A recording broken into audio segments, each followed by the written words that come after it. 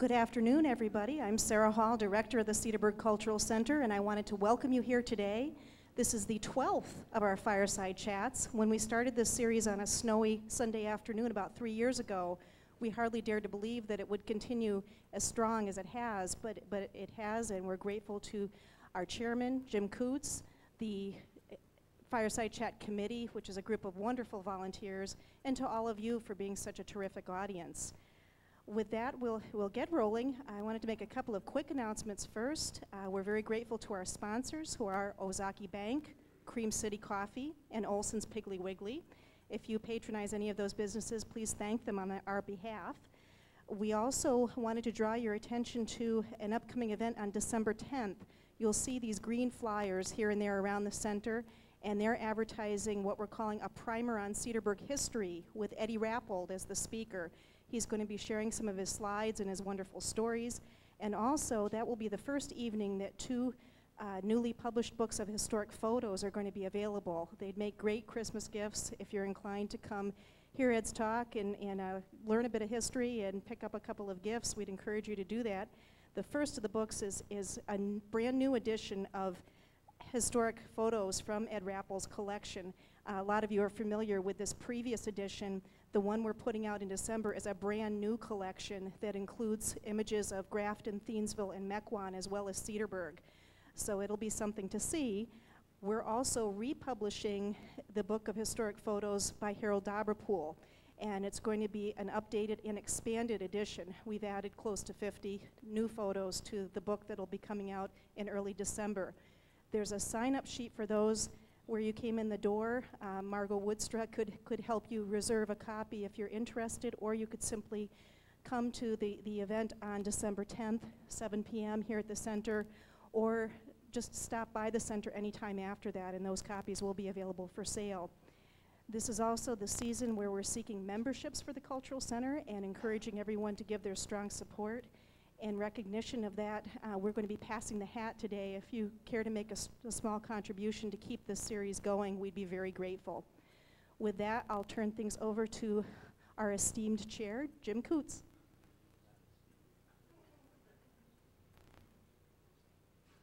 Thank you, Sarah. Last year, you know, we did one of the Fireside Chats on the retail businesses in Cedarburg, and we thought it only appropriate that we would do something on Cedarburg manufacturing, so the title Made in Cedarburg. And we're going to try and touch today on a number of the companies that have had an influence on Cedarburg in terms of a number of years and the things that they manufactured. We have an all-star panel with us today, and we'll be introducing them. We thought we would start, first of all, we have a video that is the first 50 years of Mercury Marine, and we thought that would be appropriate as a kickoff for this chat today. We won't see the whole video. We'll see it basically till about the time that Brunswick Corporation took over Mercury Marine. But there's some good photos in there. I don't know, maybe some of you have seen it, but there's some good photos of the early plant on Western Avenue and Mr. Keycaver, and I'm sure some of you may notice or recognize some of the people who are in the video. So Fred, if you want to turn these lights off, then I'll get the video going, and we'll get on with that.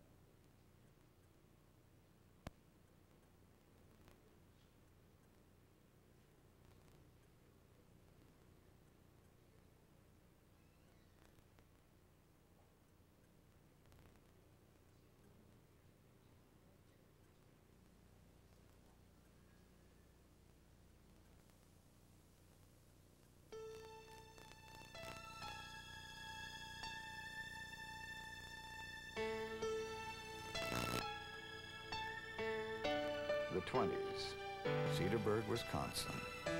A farm boy, Carl Keycaver, prefers tinkering to plowing. Good with tools, he's inspired by the lives of great inventors. What he likes about the farm is the tractor and the Model T. He wants to be an engineer. He leaves the farm. First school, then jobs. At one, chief engineer for 11 years. His expertise is in metallurgy, but his heart is in the machine. He yearns to be on his own. 1939. With financial help from his father, Kieckhafer opened shop. A former outboard engine plant in Cedarburg is home to his new enterprise, manufacturing magnetic separators for the dairy industry. In the purchase, he inherits 300 outboards returned as defective. To raise capital, he'll either sell them for scrap or try to make them work. He's an engineer. He redesigns them, rebuilds them by hand. They sell. No one is more surprised than Kieckhafer when the order comes back for more. Kieckhafer Corporation is in business, the outboard business.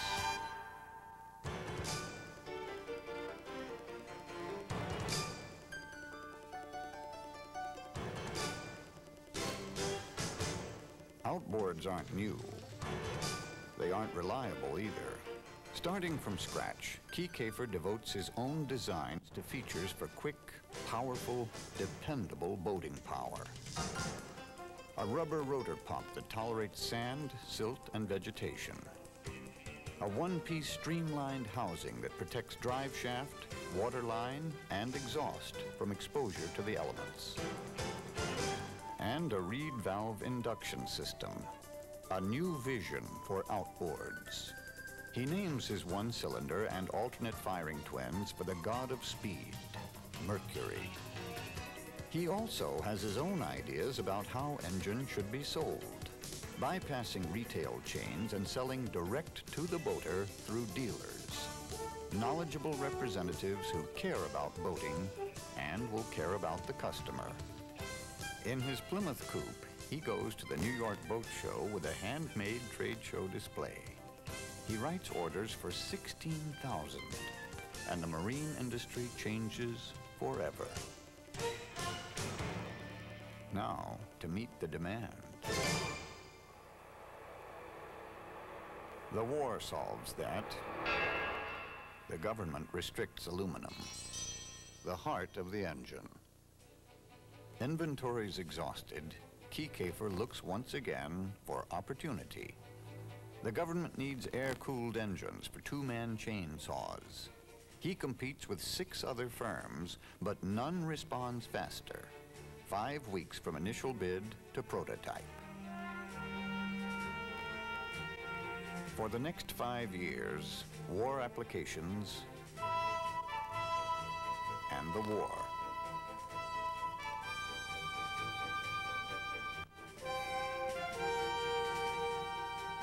But because his engineers are encouraged to design for the future, Mercury is ready with a complete line of engines when the war is over.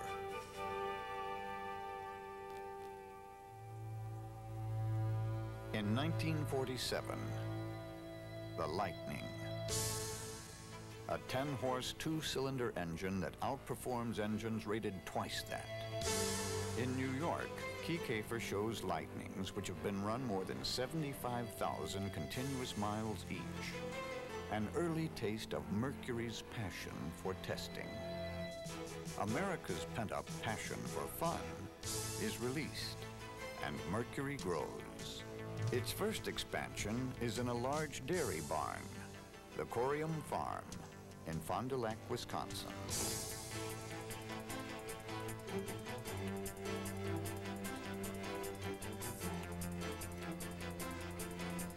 Fond du Lac, home to manufacturing, marketing support services, training. Cedarburg, engineering and administration. Sarasota, Florida, saltwater testing. In 1949, lightning strikes twice. The 40 cubic inch Thunderbolt, the industry's first 4-in-line 2-cycle engine with a one-piece die-cast aluminum block, 1 horse per cubic inch. The Korean War and Mercury engines are there, even in the air, with its target drone aircraft used for target practice. After the war, for the rest of the 50s, Mercury designs full-throttle fun. Here's one kind of outboard excitement, and here's another.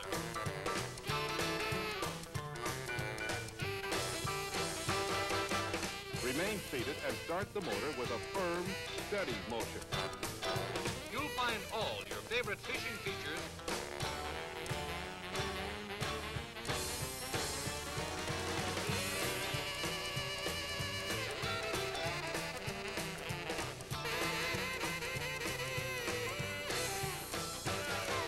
Go modern.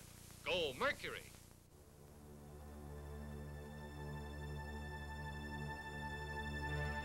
Mercury's strong promotion captures the public's imagination. But innovation earns it. Kike for the engineer has more than 200 patents alone.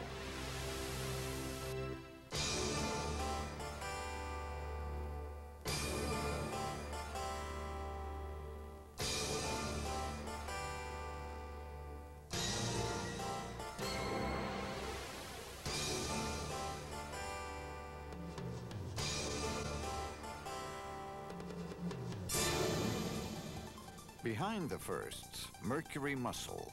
No one is more committed to boating. Lake X, the Florida Proving Grounds, inaugurated by running two Mark 75s 50,000 miles day and night for 68 days. Expansion, Beaver Dam, Oshkosh, Cedarburg, Fond du Lac, and dealers. From coast to coast and by demand around the world, their enthusiasm sells.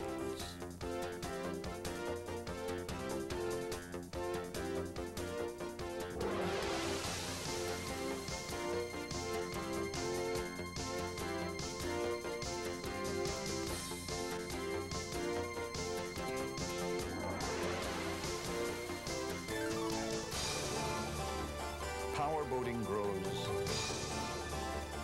The dealers grow, the company grows.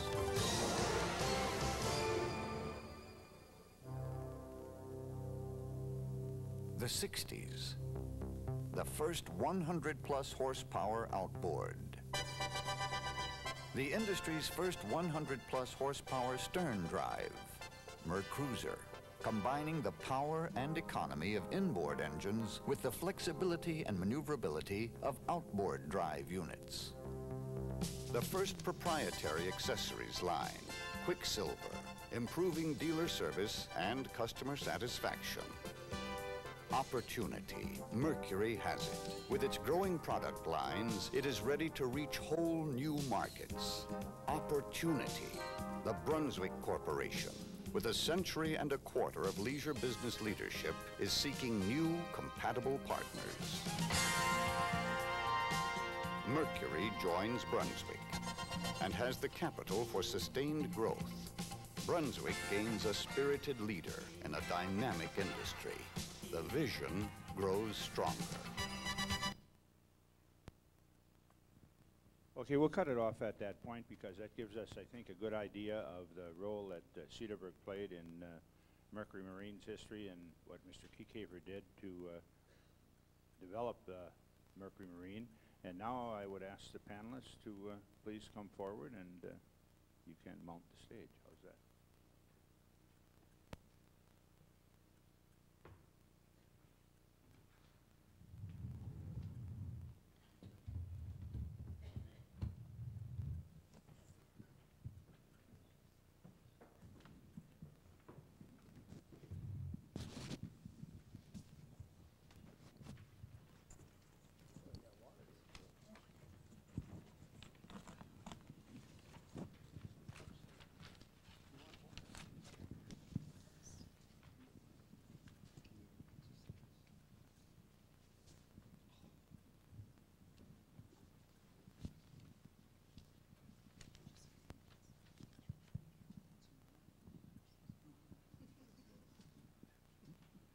Let me introduce to you our august group of panelists, a group of people who know a lot about what's happened in Cedarburg, and I'm sure a lot of you do. And again, let me suggest to you that any time if you have some questions, Bob Fuller has some cards that he'll be distributing if you have some questions.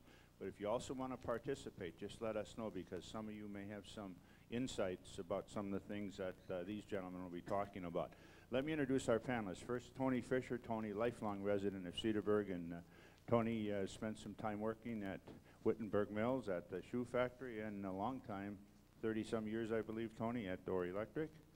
Palmer Krieger. Palmer, again, lifelong Cedarburg resident, long time associated with Barth's Restaurant, but also knows a little bit about the eggplant and a couple other businesses. Ken Krause, again, lifelong Cedarburg resident, and Ken has some interesting information. He's a guy who really digs out things a little bit, so he'll be sharing some things with us also. Frank Even. Frank, longtime employee of Mercury Marine, who moved from Cedarburg to Fond du Lac, I believe, Frank, when the operation moved there. I didn't move, I just commuted. Oh, you commuted? I just okay. commuted, Yeah, no, you yeah. didn't move. You stayed here. I stayed here, You were right. one of those 70 people or whoever who drove that. Right, 100 distance. miles a day. And Cedarburg's Jimmy Stewart, as we always introduce Bob. Bob Armbruster, who again, like everybody else here, has a real wealth of knowledge about what's made Cedarburg go over the years. And then Carl Edquist. Carl, founder of Carlson Tool, and Carl has been a very active industrialist in Cedarburg, and also his wife, Rita. I'm sure who many of you knew, Rita did a lot of work in terms of interviewing old-time Cedarburg residents, and we have one of the excerpts from one of her tapes today that we will be sharing with you when she interviewed Carl Wittenberg from the Wittenberg Mills. And so I think we have a panel that will fill us in a little bit about Made in Cedarburg, and I have to say probably about all of the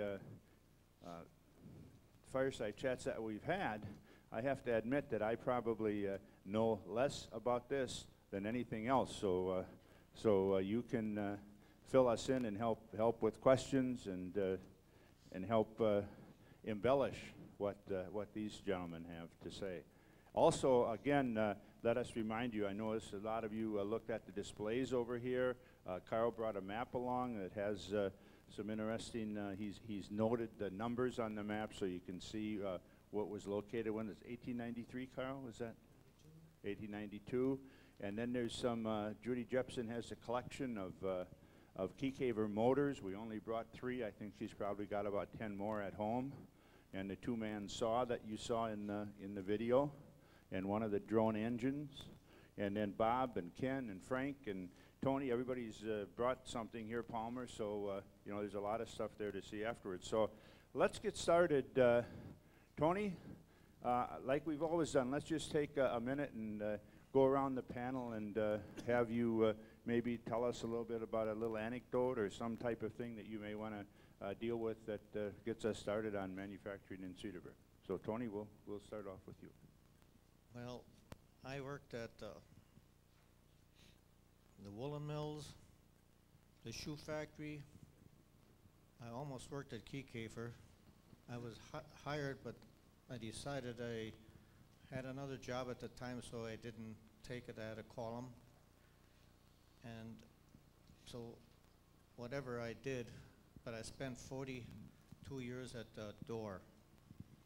And what I found is that working for smaller family businesses and really was something that I appreciated, because you got more attention.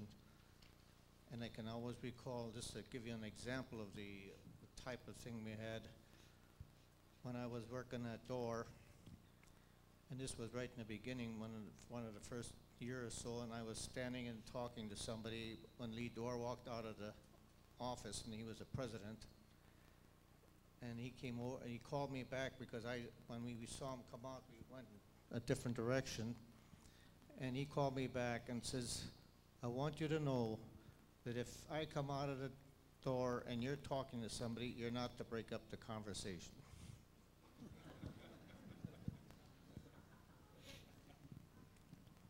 I'll leave Palmer go from there. That's a good point, Tony. I think that shows the personal feeling that I think was there in many of the Cedarburg manufacturing concerns. Palmer? I am Palmer Krieger, and I was born and raised here in Cedarburg, and I lived in the front yard of the Keycafer Corporation, I would say, on Western Avenue. I remember a lot of efforts that went into the Keycafer Corporation. I saw new buildings going up, new office buildings, and additions and storage buildings, while I lived in the Keycafer's front yard. I remember seeing the name Thor, and at that time, the building was owned by the American Motors Corporation, and they built the first electric motor, and then they came along with this Thor, and I remember seeing those names, and of course then the Keycafer people came and changed that whole function into something that Cedarburg didn't outgrow, but Keycafer outgrew Cedarburg and moved away from Cedarburg and up to Fond du Lac. I remember seeing that building many, many times, even that large, long barn that they had. I remember knowing a lot of the people through the restaurant that we operated. Mr. Keycafer himself ate at the restaurant. His attorneys and the Lohman brothers, Herman Stieg, they were all key people for the Mercury Marine factory. I also, or as Jim Kutz indicated, that I might know something about the eggplant. Well, I do know something about the eggplant, but before the eggplant was developed, it was a creamery, and the farmers would bring their milk from the countrysides into Cedarburg and deliver their milk products to the creamery in Cedarburg on Western Avenue. And Western Avenue was, or this creamery was probably 4 doors away from me, 4 houses away. And the interurban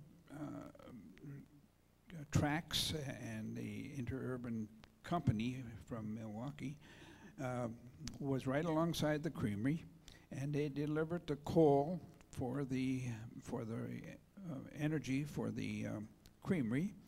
And then later on, of course, the creamery was no longer there, and they sold out, and they sold out to the eggplant people.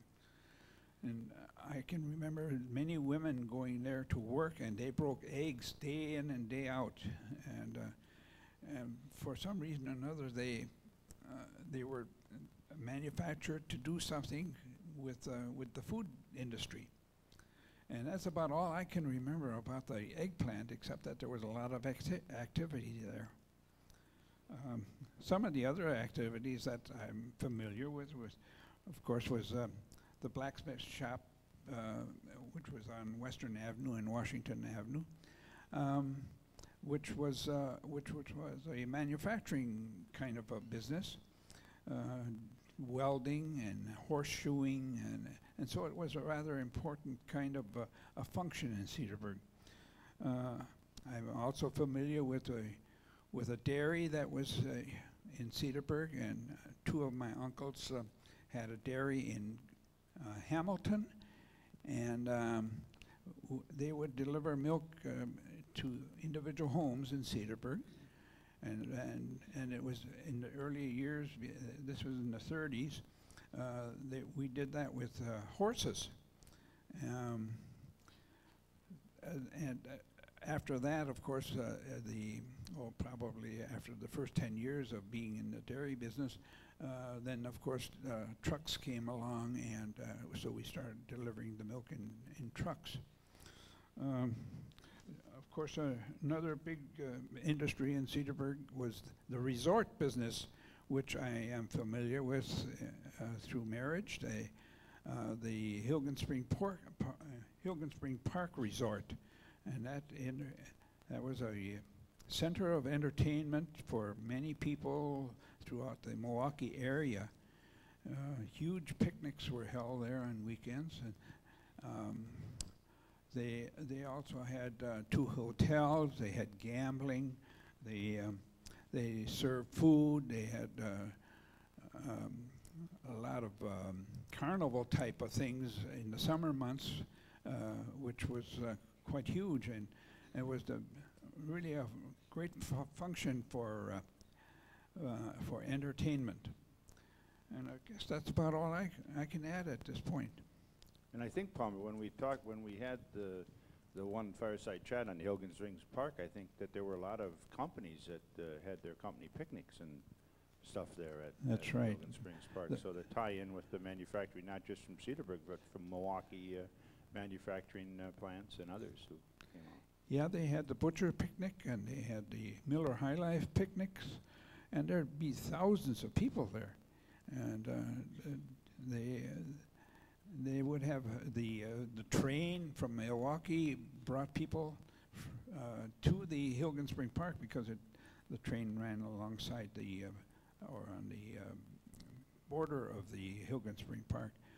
And the interurban was a key function also because of the transportation for people to come from Milwaukee to Cedarburg, and then they would walk the 6, 7, 8 blocks to Hilgen Spring Park, and most of them unloaded their passengers on Western Avenue. Okay, Ken?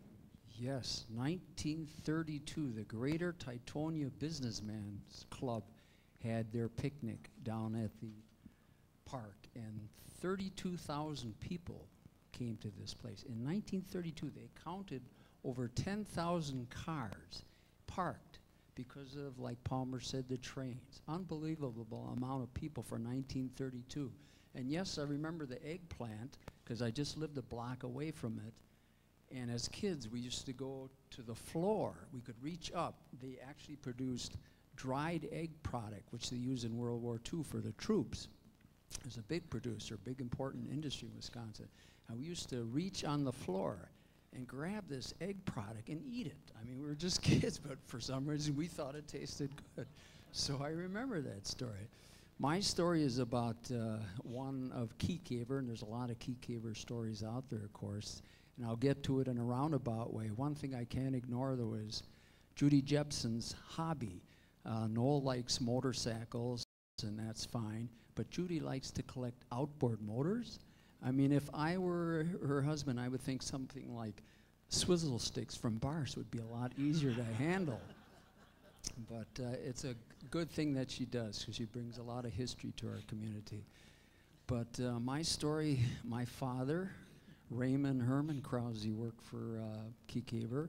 My uncle, Herman Stieg, worked for Keycaver. And so I went back, I read the book, of course, The Iron Fist, and some other literature, and went into my father's papers, and I discovered things I didn't know.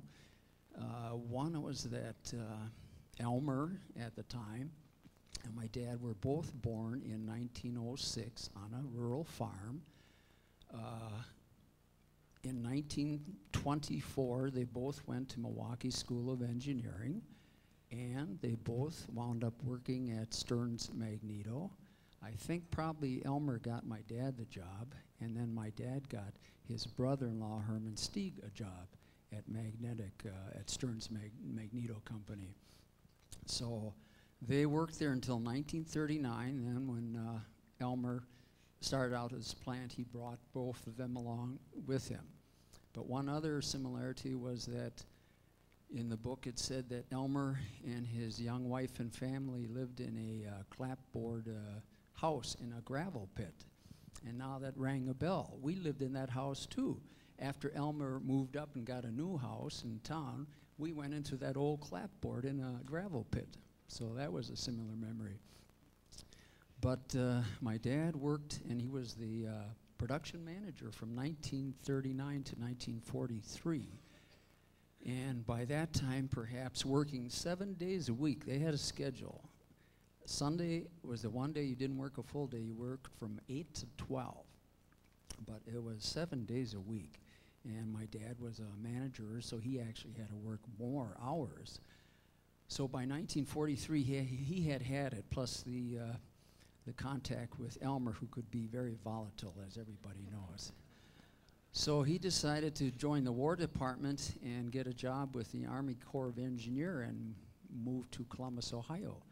And so he quit, but on good terms. In fact, I had this letter here from Elmer, a little note on it that Herman, that he wanted him to stop in to see him so that he might help him pay the moving expenses.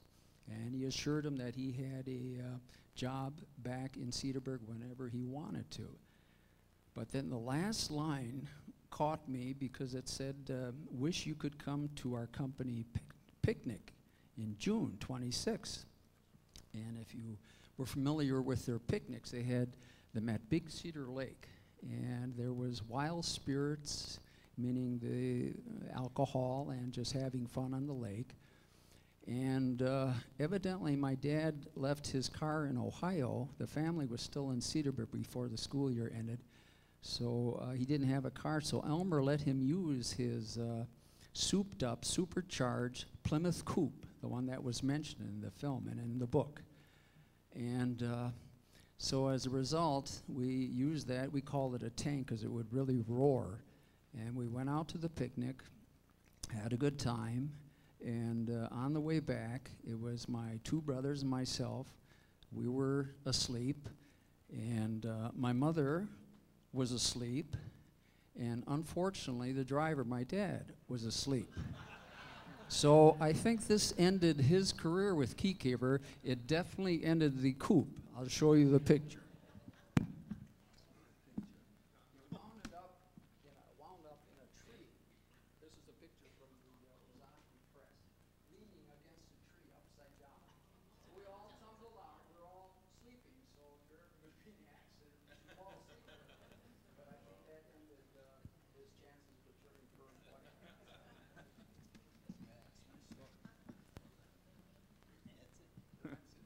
Frank? Okay, I was born and raised next to what is now Weisler's Tavern, or I should say where their parking lot is. That used to be our house in there. So Keycavers was in our back lot. And I was a young kid, Palmer. I used to turn the crank for your father's forge down at the blacksmith shop. His uncle Bill had a son about my age who passed away very young. And they kind of took me in over there, and I spent a lot of my spare time learning the blacksmith trade, which I never had to use, really. Yeah. But I learned a lot about hard hand labor in my early years there. Welding, yes, and everything else. And I used to go with them when they went out shoeing the horses. I had to turn the crank in the forge in the trailer for your dad. In the early years of Mercury, one of my uncles was the second employee that Keycaver hired, or came with the building, I should say. My father started there about 2 years later, and he put in, I believe, about 40 years. And I had put in 45 years, though, so our family's got a long history at Mercury. My cousin was one of the plant managers for the Beaver Dam facility when that went up. And I had another uncle here in Cedarburg who during the war years and before that and after had a trucking business. And I don't know what the official name of the business was. All I knew, it just said Herb Banish on the truck all the time. But by riding with him when my mother was working and my aunt also worked, because during the war years everybody had to. But by riding with him when school was out until they could get out of work, I got into most of the factories in Cedarburg because he was the local distribution for Olson Transportation Company and for anything that came out on the interurban. His warehouse was the part of the interurban depot that was tore down. So I got to know what a lot of business were, what a lot of them done, a lot of the companies. Had a lot of contact, obviously watching the streetcars and the trains come and go because he also hauled all the freight from the Milwaukee Road. And it's amazing looking at the picture from 1892 of all the industry we used to have in Cedarburg. And if you look at it today, there sure isn't very much left of any kind of industry, unfortunately. Obviously, when Mercury pulled out of Cedarburg, as you heard at the beginning, I had a choice, either find a different job or commute. But Mercury was always a fair-paying company. In fact, in the 45 years I was there, I was only laid off once and survived about 10 discharges that they had of people. So I had no complaint about it, and the move was in the early 80s when the economy was very tight, tighter than it is now. So our choices were just commute back and forth, which I did for 18 years. And when I started at Mercury in Cedarburg, there was about 150 employees. When I left Fond du Lac 4 years ago, we had 2,300 people working in the Fond du Lac complex alone. So, and I agree with what Tony said. It was nice working in a small company. When the company got that big, you're lucky if you knew the guy working next to you today, because tomorrow he might be over in a different part of the plant. And I was in a part of supervision up there where we dealt with most of the employees. So I got to know a lot of the people both in the plant and up in the office. And a lot of the names mentioned here were either there for years, or what they'd done was still very noticeable by what Mercury is today. So Cedarburg definitely did play a big part in Mercury. John? Thanks, Frank. Bob? As long as we're on the subject of Mercury, my uncle Fred was one of the original directors. Bob, you want to hold the microphone a little bit closer, please? My uncle was one of the original directors of Mercury, and I have an invoice here that he was able to buy a Mercury motor for $42.50, and he got a 30% discount, so it was $29 and something to, for this outboard motor. Some of the fellows that worked there commented it would now would buy a cap for a gas tank. But we always had good relations with the Keycaper family, and I knew Mr. Keycaper real well. When he'd buy, he was quite a car enthusiast, and when he'd buy a new car, a Mercury or something, he would stop in front of our store to show my brother John, who was always interested in new cars and sports cars. And I have some pictures over there now. There are some Mercedes winged door cars, and somebody said they'd be worth about $300,000 now if they were around. But to get off that subject, my grandfather was mayor of Cedarburg for almost 20 years, and they must have believed in investing in local companies at that time. And in our vault, we have a leather holder with about 20 slots, and they were all filled with stocks, but very few of them of value. But I just want to read some of the stocks of the Cedarburg companies that he invested in. The first one is the Excelsior Shoe and Slipper Company. That was a factory just up the street here. He put a lot of money in there, bought other people's stocks, but it failed. People said it failed because people complained the shoes squeaked when they wore them. The next one here was Everstyle Hosiery Company. There was a hosiery company just up the street again, above what was the Garrett's drugstore. They made women's hosiery and were doing quite well, I understood, but again, it's a stock that failed. Another one was Zhang's Chemical Works. They made chemicals. They promised to treat many things. They wouldn't get by today, but they were sold in the jewelry industry to keep silverware from tarnishing. And years ago, anytime you walked into a jewelry store, you smelled this, especially camphor, that would keep the things from tarnishing, but it also, they promised to kill germs and other things. It wound up in the basement of our store when that folded. Another one is the E&W Company. That was a plant where the federal engineering is up here near the railroad station. That was a brick building, and but again it failed. Another one was Turner's Simplicity Company. That company went bankrupt, but I understand the head of Simplicity in Port Washington bought the title, so that was named the Simplicity Company. I think he had an earlier connection with it. I know it went bankrupt. Another one was the Ojaki County Agricultural Society. That was, the county fair was a private group at that time, and they were building the grandstand and things, and they invested in that.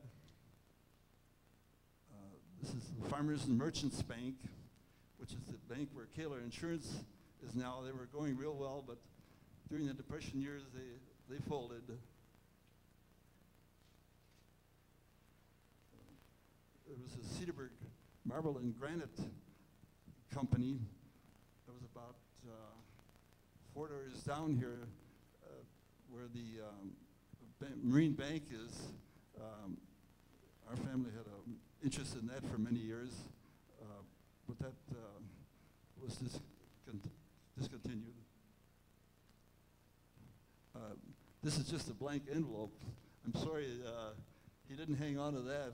Some of the original stock of Briggs and Stratton Company. He sold that and the Mercury stock. This is the Cedarburg Realty Company. It was actually part of the Cedarburg Advancement Association, the predecessor of the Cedarburg Chamber of Commerce. They tried to induce a lot of businesses to establish in Cedarburg. They even built buildings. They built the buildings where the Federal Tool and Die is up here with the hopes of getting a company to move in there. And it has been going all these years.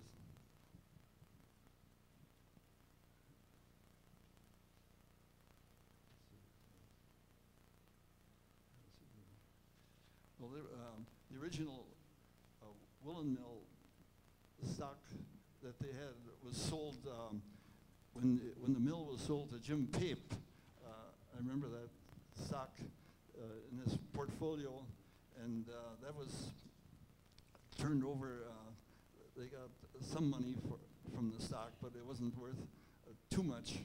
I remember going to some of the directors' meetings at the end, and Carl and Ted Wittenberg brothers had most of the stock and conducted a meeting in the building on the corner up there. I have some pictures of the building, and they conducted a very fine business, but again, this was all during the Depression years, and they had a hard going to selling their product. But having the family so close to all these businesses, I really got to know all the owners, and we've had a lot of good friendships over all the years. Thanks, Bob. Mr. Edquist. Okay. Bob, is there a reason, Bob, why you stayed in the jewelry business rather than investing like your grandpa did? But I think it was because of the economic times, as you said, you know, and that I think that shows the resourcefulness of the community leaders in terms of investing in the communities here and in the businesses here to try and help them be a success. And like Frank said, you know, that's one of the things that I think Cedarburg has to very seriously look at is the whole idea of restoring some of that business sense here and look for some more businesses and to inhabit some of the areas here to help cut the tax base a little bit. Mr. Edwards. Thank you. Well, I'm totally out of place here because I'm a rookie. I am the only one on the panel here that was not born here. I was born 1,000 miles from here, up in Saskatchewan. And so What we are doing here today is we are basically talking about manufacturing. And the only thing that I know about Kiekefer, and I never met Elmer Kiekefer, is that they were a good customer of ours for some time. The origins of our being in Cedarburg. We moved here from Chicago in 1947 and found an unfinished house on up north of Decker's Corners, and that's where we lived for 13 years before we moved into town. But philosophically, we're talking about manufacturing, and manufacturing is what really happened in the process of a primitive lifestyle from gatherers and hunters to the society that we now enjoy. So that's come a long way, all the way from donkeys to jets. And the reason that we are here is because it's a native instinct for people to make things. And that's what manufacturing is all about. So there are really, philosophically again, there are only 4 ways for creating wealth or prosperity. You have to grow it, you have to fish it, you have to mine it, and then from the products of all of that farming and mining and so forth, then you make something out of those products, and that is manufacturing. And to give you a little idea of where we fit in our little company, we are tool makers. And of course there were tool makers back in the Stone Ages. But our function is to, louder yet? Okay, I'm sorry. Our function is to provide the tools, the chisels for the stone carvers, and in our case, we make the tools to make the products that you use. We do not make a product. We are what I like to refer to as we're in the muffin tin business. We are mold makers, and we make the molds as an illustration for making muffins. We have a muffin tin we made, and then every housewife in the world has probably made muffins. And they provide the batter and pour it into the muffin mold, and that's how you get them. And we make the muffins, the muffin molds, and the muffins are made there. And all of you have this afternoon, or at least today, been exposed to what we do in supplying the means to making your automobile batteries and your toilet seats, because we make molds for those kinds of products so that they can be manufactured in quantity. I would share a little insight as to how I ever got started into this. When I was 14 years old, I worked for a whole summer in a blacksmith shop in South Dakota. And so my interest in making things dates back to that time. And to this day, and for many years, I am a member in good standing of the National Artists and Blacksmiths Association. And that's for the nostalgia of it all, because those are the real artisans that still make things the old-fashioned way with a hammer and tongs and a furnace. So anyway, we, as I say, I did not know Elmer Kiekefer, but he was a very dynamic man. But there are other dynamic people in the community, and I'm prepared to have you listen in on what an entrepreneur is all about that has to do with the history of Cedarburg, And what you are going to hear is a very short segment of an interview that was done of Carl Wittenberg, who was responsible for organizing the Wittenberg Mills, also called the Woolen Mills. And my wife Rita and John Armbruster used to work together from time to time in these audio tapes that she had quite a number of.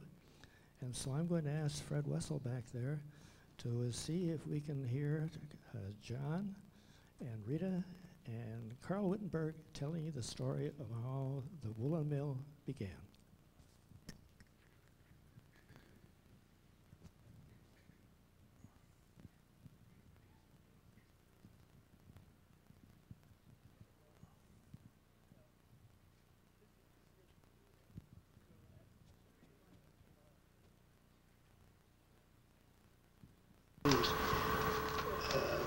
Papers, business, and everything else as it's brought up. But gee whiz, I'm not the one here to tell you what it's all about.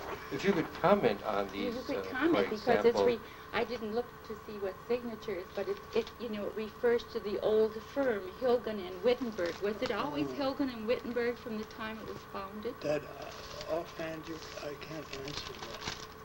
Now, here are the shareholders. There's too many names. And if you want to take this year and take that, that's the beginning, isn't it? I'll just read this off. It says, down here, is that it? Sure. Certificate of Association of the Cedarburg Woolen Mills. 2nd day of March, 1874. The undersigned have formed a corporation under and by virtue of Chapter 144 of the Revised Statutes and have the corporate name of Cedarburg Woolen Mills for the purpose of engaging in the manufacture of woolen goods in all its branches in the village of Cedarburg, Ozaukee County, and state of Wisconsin. The amount of capital stock is $100,000. The amount actually paid in is $48,000. The amounts shared by the shareholders are Friedrich Hilgen Sr., Dietrich Wittenberg, John W. Johann, Frank Toll, John W. Wittenberg. The number of shares of $100 each shall be held. Aforementioned shareholders are as follows: Frederick Hilgen, 180 shares; Dietrich Wittenberg, 120; John W. Johann, 60; Frank Toll, 60; John W. Wittenberg, 60, amounting to 480 full-paid shares of $100 each. Witness for this certificate has been signed by the President and Director of said corporation the day and year first above stated. Dietrich Wittenberg, President; J.W. Johann, Secretary; and Mr. Hilgen, Treasurer; Frank Toll, and J. Wittenberg. Very nice. I never knew this existed. That's the way it started. I should say so. These are the articles of corporation? Yeah. And had they constructed then a dam up there, Carl? No, I think that follows. I really can't say what the state of the water power was. But you have to have dam in order to have power. Now, you might have had a little backwater or a narrow part of the stream which backed up the water. But it hasn't said anything about backwater, and I can't give you any. Personally, I don't. It's there as long as we've been around. Yeah. But when they started that, all the other mills were all running on water power. See? They were when they started that. Huh? And I think we did also. Yeah. See, the Rook Mill. At that time, it was Hilgen and Schrader, 1855, and then down the line, 1849 was that Looning. Mill was 1843. And then the Weyhausen was about, Weber took over quite a bit later. But Weyhausen, we have a picture of that, the burnt out mills. I think water power was, I could go back to the minutes, but this goes back about as far as corporation. That's good. Yeah, and somewhere along the line there you'll find notes, but they've been lost. This is about as far back as I go from the day it was capitalized. It was at 18. It'll be in there somewhere, 78 or somewhere. And we know that by April 17th, 1880, with Fred Horn's receipt, $80 received of J.W. Johann, in the sum of $80 being in full for services at Madison for Cedar Lake Hydraulic Company. Well, here is a, well, no. Actually, there you'll find so many notes of this type. It seemed they were capitalized, and then somebody changed his mind, or whatever the purpose. Oh, sure, that was a... And that's the way it went along. And Carl, they had woolen goods. Were you the first one west of Philadelphia, as it says? Well, I can't make that certain, because there were too many mills in the south, and they probably, but I might say that they were one of the first mills in this area up in the, because there were other mills, you know. There was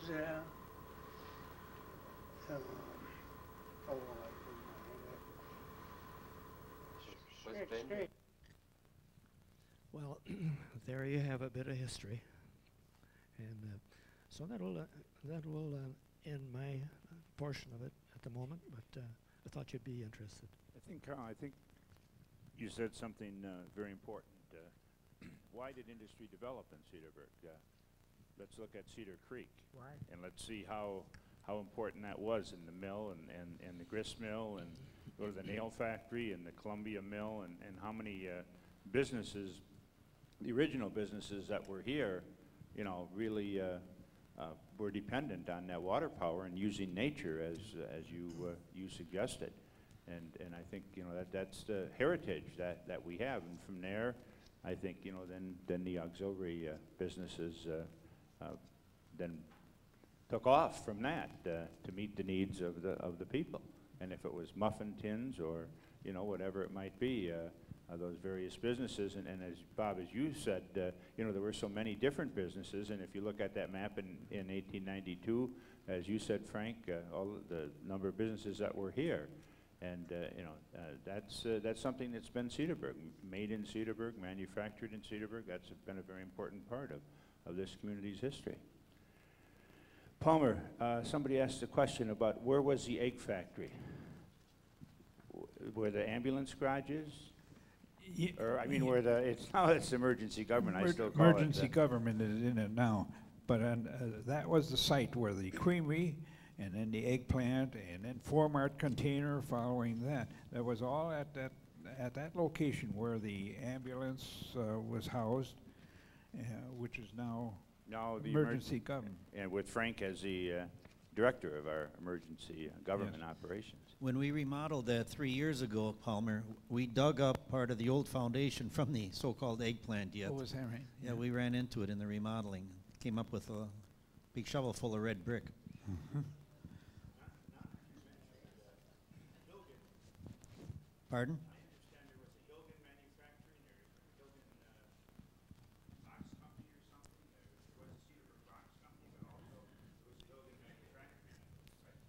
There was a Hilgen furniture building, Jim, up where the American Legion House. That was the Hilgen Furniture Factory. It's a big factory. It was closed down in about 1934, and they tore it down in 1942. But they were a big manufacturer of furniture. And what was located on Hilbert where the apartments are now? Tony, is that where the shoe factory was? Or the Excelsior slipper factory, where you, as you told me, Tony, you enjoyed putting those shoes in there, or the... Well, the shoe factory I worked at was across the train tracks and to the left on Portland Avenue. And then later on it went down to the old Turner Hall, so that's where I worked when I was in a shoe factory. That was the Moosebeck Shoe Factory, wasn't it, Tony? Because I know my mother used to work there too. Yeah. I thought that was the Chicory. That was the Pants Factory, Jim. Pants Factory on Hilbert. It became a Boy Scout house afterwards. Yeah, I was in Boy We had Scouts up there, right. That was a, So you and they were still hiring people. I saw ads in 1942. They needed sewers at the pants factory. I think when the war ended, that was it for the factory, where the apartment houses are now on Hilbert. Yeah, they supplied the Army, I think, with clothing during World War II. But the north end of it, which if you look on the picture, there's a big tower. That part was our Boy Scout house in the late 40s, or middle to late 40s, right? Tony, you worked for a long time at Door Electric.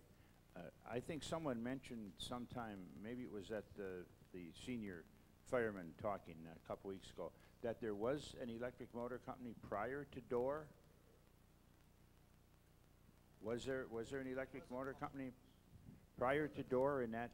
Electro Machines. It was called Electro Machines. You remember that, Frank? That was it. Well, machines, but then they changed it. The name. There was the American Electric Motors too, which is where Mercury went in after, which Kiefer bought out. They made electric motors in the 30s. Now, the locations. Mercury Marine was always on Western, but did they not also have a foundry, or did down where the in urban garages or The foundry was the old, what we knew as the old streetcar terminal or barns. The interurban barn. Yeah.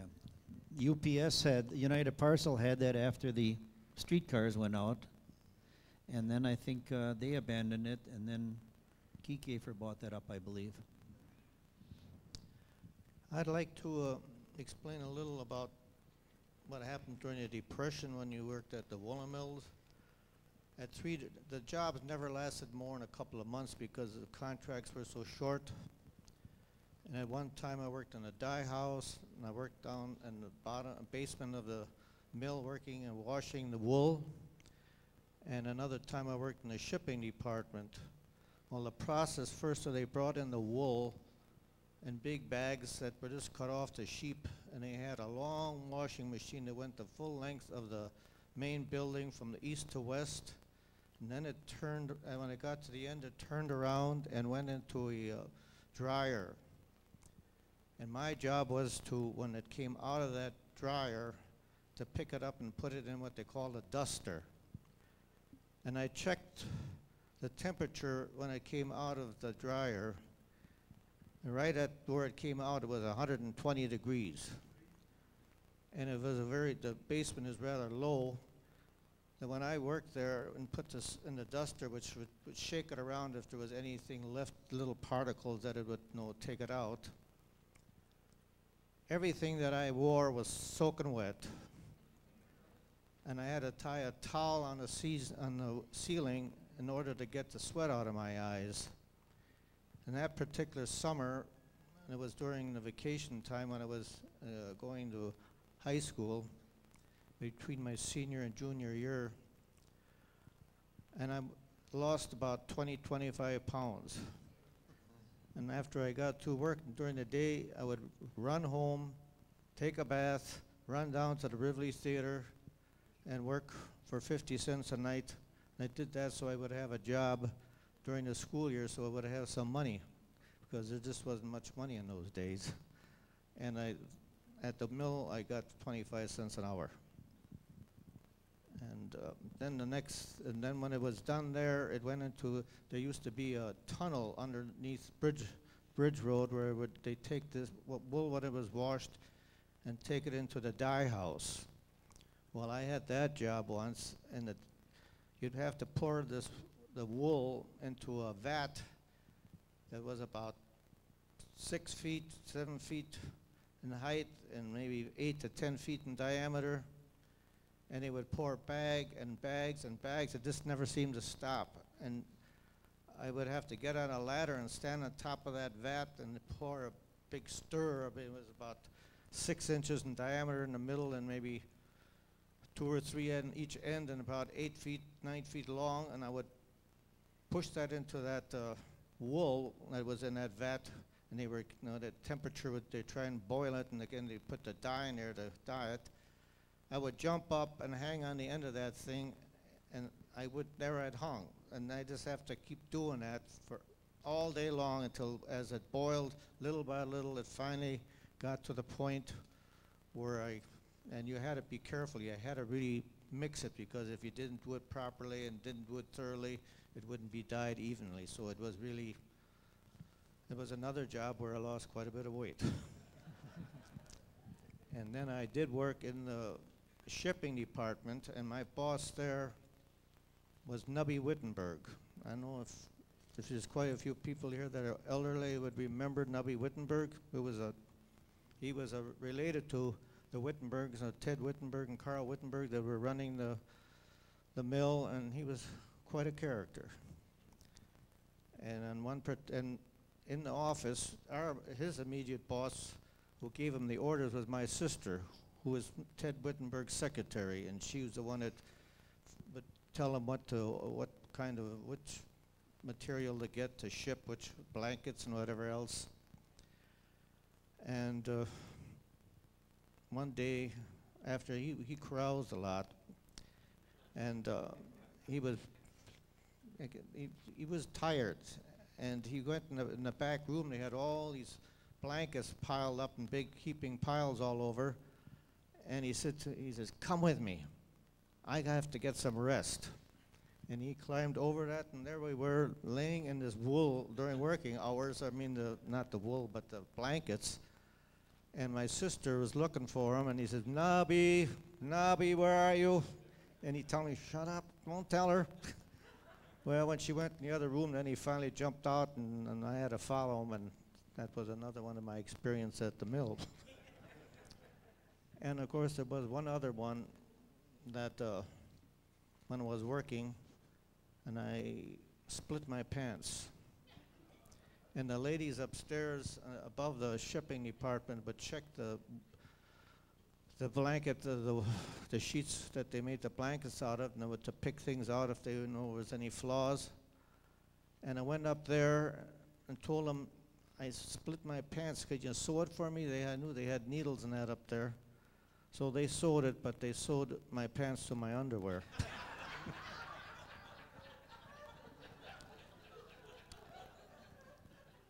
So, but like I say, being a small family affair, everybody knew everybody, and quite often I would meet Ted Wittenberg down at the Cedars, and he had his friend that was down there, and we had quite a few discussions, sometimes about politics, which we didn't always agree.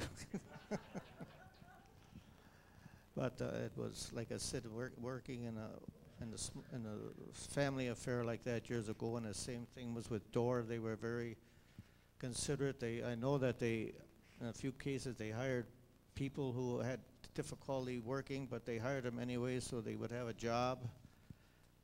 They never laid us off when work was slow and they were caught up. They let us, in fact, we had a reputation from some of the people that came in the plants. It was the cleanest machine shop they ever saw, because a lot of times all day Saturday we would do nothing but clean our machines. And I actually at one time scrubbed the floor on my hands and knees around the machine. So and I can talking about the family affair. I was just hired, and I had to work at night, and I was the only one on night shift I was machining shafts for the motors. And Lee Dore came in to check. And when I saw him, he had a Windsor knot on his, that he was wearing on his, and I said, "Gee, that's a neat knot. How do you tie that?" "Well," he says, "I'll show you." And he took his tie off and tied it again, so I would know how to tie a Windsor knot. So that's, like I said, working for a family affair was sort of nice. Tony, I like your use of the nickname, Nubby. Someday we're going to have a fireside chat, and we're going to test you on all the nicknames in Cedarburg. One day down at the retired firefighters, the senior firefighters, somebody brought in a sheet, and it had all nicknames, but it didn't have the last names, and it was really nice to listen to those guys. And in fact, Chief Ritter, they had a nickname for him that he never knew he was called. And so it was Splinter or something like that, or Slim, I guess, or something. Bob? I'd like to talk about the Cedarburg canneries. That was quite a plant. It's on Highland Drive, just a few blocks from here. I worked there after high school for 2 years. It was common for the high schools and persons going to college to work there. I remember the day that they were taking applications, there were about 75 people out there waiting, and they gave some of those that are going to college preferential treatment so they'd get a job. But this cannery, during the June and July, they canned peas. I operated a machine that capped the cans, and there were 3 of the regular cans. We were told to bring an item along that would brush our memory of that. This is a can. It's pretty well beat up, but it's the Cedarburg Cedarburg brand cannery, early June peas. But the machines, they had 3 machines that canned these peas, and we'd count the total at night. There was a counter on each machine, and we run between 96,000 and 100 cans a day on those 3 machines. Then they had a smaller can for an individual person, plus they had another can at the end that canned gallon cans of peas for restaurants and banquets and so forth. So that was a big operation. The other half of that was only half the crop. The other half was trucked down to Mequon. There was a large freezer down there, and an equal amount was canned down there, so it wasn't a small operation. Sometimes I wonder how people are getting their food when all these canneries that we had in the county closed up. Did you work up there, Bud Bradburn? He was one of the ones. There were, I have in my pocket a copy of our time cards. I must have saved those all those years, and I counted some of them. We worked 89, the one was 89 to 95 hours a week. There was no hesitation, as you said, with the mercury plant too. When things had to be done, they were done, and so when you figure, I figured 14, 15 hours a day working there, and then plus 3 meals, there wasn't much time for sleep. I wound up hauling this cart of 96,000 caps with a hernia, so trying to tug a cart after filling it. But there were some other plants that I wanted to mention here too. We may not be able to discuss them, but there was the Wetzel Manufacturing Company and Reader Manufacturing, Golden Rule. They made wooden products. Gloria, the daughter of Leo Wetzel, I think is in the audience here. At least I saw her earlier. There was the Cedarburg Wire and Nail Company between Cedarburg and Grafton, who produced nails for factories. The Chicory Company was mentioned next to the Seltzer Shoe. There was the Growth Lime kilns that sold lime. They filled many railroad cars with lime that was used in construction. And then there was the woolen mill, we covered that. But I just wanted to get these names across. Bob, when did the cannery close? How long did the cannery operate? Anybody have any idea when the cannery I think it was into the 50s, wasn't it? No. Mrs. At least. She worked there. She would know.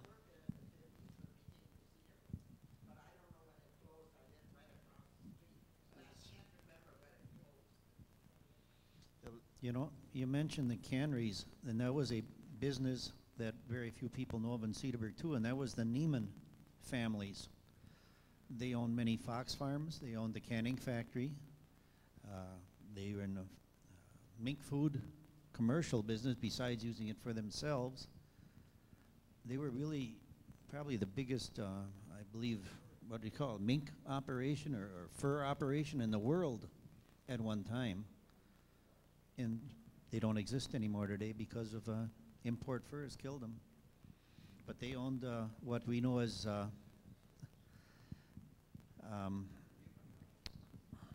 Cedar Point. That was all part of Stevenson's, which was married to a Neiman. There was one out on Granville Road, on the east side of Granville, between Western and Pioneer, where Foxcroft is. That was a fox farm. There was one, Mequon Park was all fox farm, owned by the Neimans. MATC was all part of the Neimans. North of there, that was all their land. I don't know how many thousands and thousands of acres they owned in this area. Plus up north, they had big operation too. When we first moved here, Frank, I think that on Western Avenue, just about where Juniper comes in there now in Cedar Point, there was a building in there that I think was either their garage or their processing plant or something. That was Ronald Stevenson, who was married to one of the Neimans. Yes, that was his fur farm. In fact, the Stevensons lived in their big brick house right across from St. Francis Church. In fact, Carol still is living there with her husband now. And yes, they owned that out there, and they ran that, I think, almost to their late 50s, early 60s, before they folded that operation. In fact, some of the people from Cedarburg here obviously worked there too. Vis-a-vis the cannery, I have some very good memories of that because that is where we started our business. We rented 2 rooms, which used to be the labeling rooms at the cannery. And how we got started was after we had pretty much finished our house out there north of Decker's Corners, we had it completely paid for.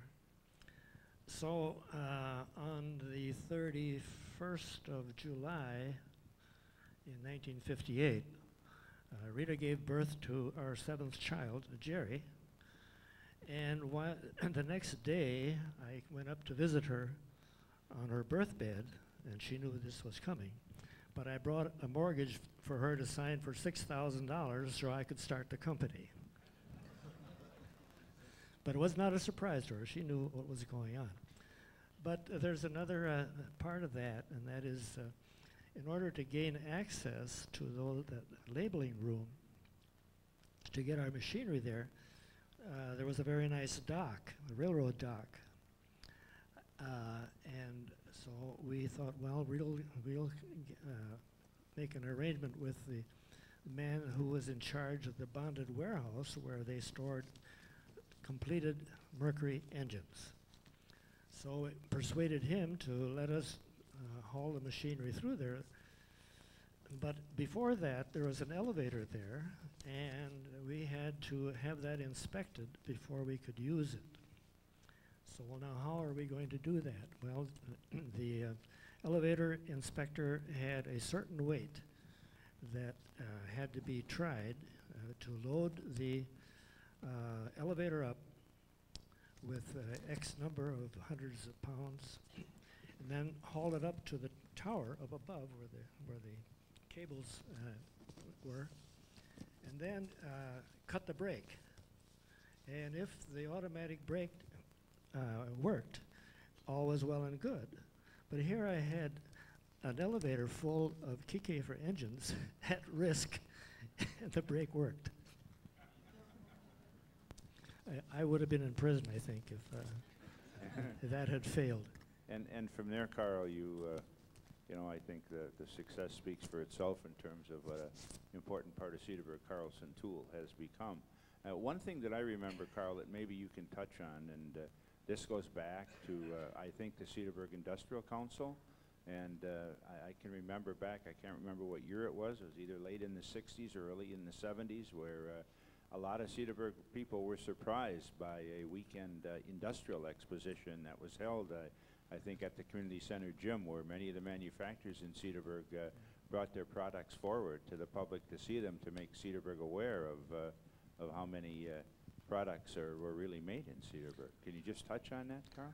I think we had 3 or 4 of those expos, and they really worked very well because we had a lot of interest in that, and Cedarburg Industrial Council is not totally out of existence. It is not active at all.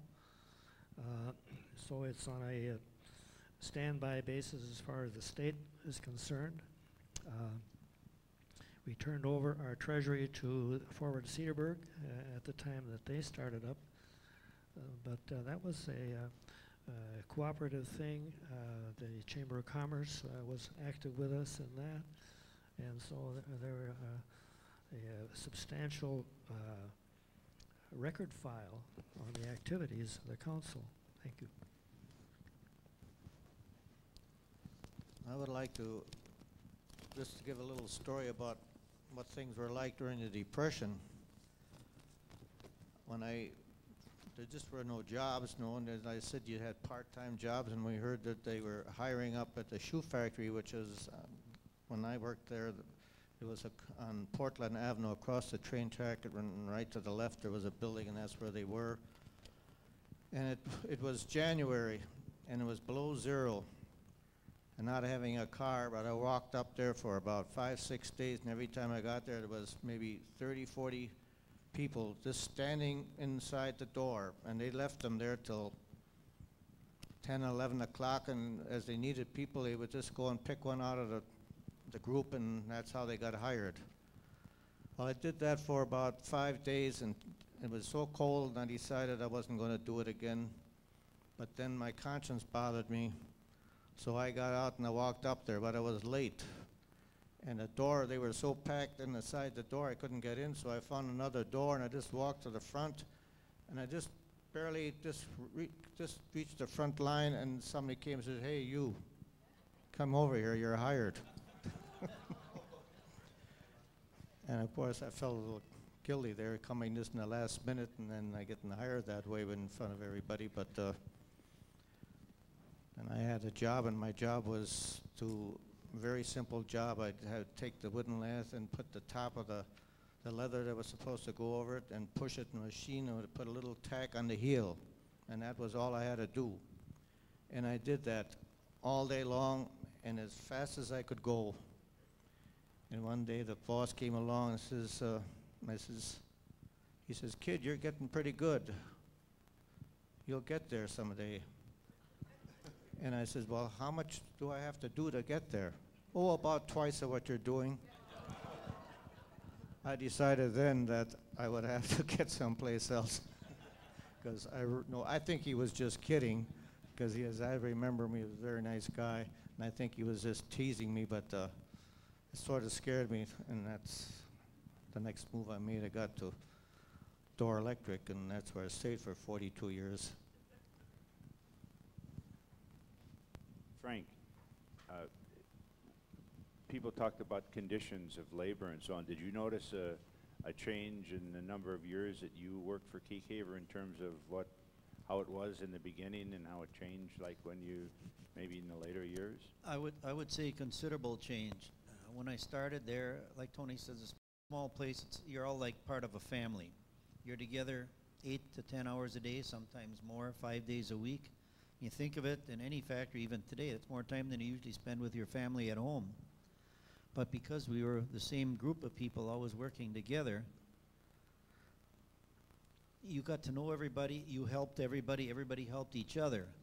Somebody wasn't feeling a little good one day, you'd help them out a little bit. And in those days, piecework was a big item. You got paid by the amount, you had a base pay plus the amount of pieces you'd done.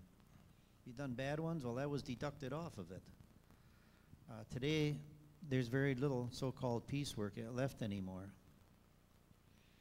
Most of it is by the hour. It's called measured day rate or whatever. I think the people were more quality conscious in the earlier years. And as the years went on, money meant more than a good part. And probably in the 60s, when everything, even in the 50s, when anything you could build was sold in almost any industry, I think the quality kind of went out of a lot of the commercial factories, so to speak. But I think it has swung around to the point now where it's come back, where there's so much competition that quality now is taking the upper hand again to quantity. The only thing is today, so much is automated. Mercury just had an open house about a month ago for the employees and the retirees, and I was up there.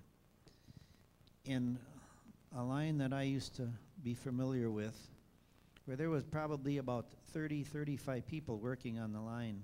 That whole thing is run today with probably 5 to 6 people. Not only because everything is automated, but also because of the engineering today, where where you had to bolt 10 parts together, now that's all molded in 1 or 2 parts. So I think in this case, and even in other places I've been in, I think there's been a big change. Most things were done by hand, or close to being done by hand. Very little was automated. If you had a machine, a part, you put it in by hand. You turn the cranks by hand, so to speak. Had your settings on the machines. Today, you go up, you push a button, close the door. When it's done, the door opens up. You take the part back out. That's it. And a lot of machine, and of course, in Carl's business, they're building that kind of stuff today. Tony, did the woolen mill make other things other than blankets? I thought that they made clothing like during for the military, or was it just blankets that they made for the mill? Never when I was there. It was just blankets and snowsuiting, the material for snowsuits. But they didn't make the suits. They just sold the material to somebody that did. I forgot one company. It was a Hanson canning machine company. It was on Hamilton Street, about 4 blocks down from St. Francis Church. But it was quite a company in the canning machine manufacturing business. I have one of their brochures over on the table if you want to walk over there after a while and take a look at it. But when there must have been a lot of handwork previous to this, and they have a lot of thank you letters in there from companies that were using their equipment, and they did, for instance, canning peas. A lot of the companies said they, using the machine now, they were cutting down about 12 employees per line, and they did a high percentage, maybe 20 or 20% of the pea cannery and sauerkraut and things like that. So they were a well-known company, but eventually they were sold to a farm machinery, a canning machine company, a larger one. But it was a vital business in the area too at the time. And another company that wasn't mentioned, and again, it's just like with the retail business last time that we had the fireside chat on that. There were so many different things that weren't mentioned that we will probably have a follow-up, not this year, but probably next year, and we may do the same with manufacturing. Nobody mentioned Metamold or Amcast, and I'm sure that factory has been there for a long time. And I'm not so sure when it started, but now it's Amcast, where it had been Metamold. Time is coming to a fleeting halt here, and I would like to thank the panelists, and I'd like to remind you that we do have scheduled 2 more fireside chats this year. The next one will be on Sunday, January 19th from 3 to 4:30, and that will be focusing on local churches. One of the things that our group has decided is that we talked about a number of things, and we're trying to to bring some of these different things, and some of the churches have been celebrating anniversaries recently, and so we will have a fireside chat on that January 19th. And from 3 to 4:30 on Sunday, February 23rd, we will have another fireside chat that will look at the roots of our area's rich artistic and literary tradition. You know, Cedarburg today is becoming quite an artist community, and we want to go back and look at how that has developed over the years, and looking back at the history of that. So we hope that that those will be entertaining. And panelists, thank you so much for sharing with us your expertise, and they'll be sticking around, so if you want to discuss things with them and view the materials that have been brought here. So thank you once again.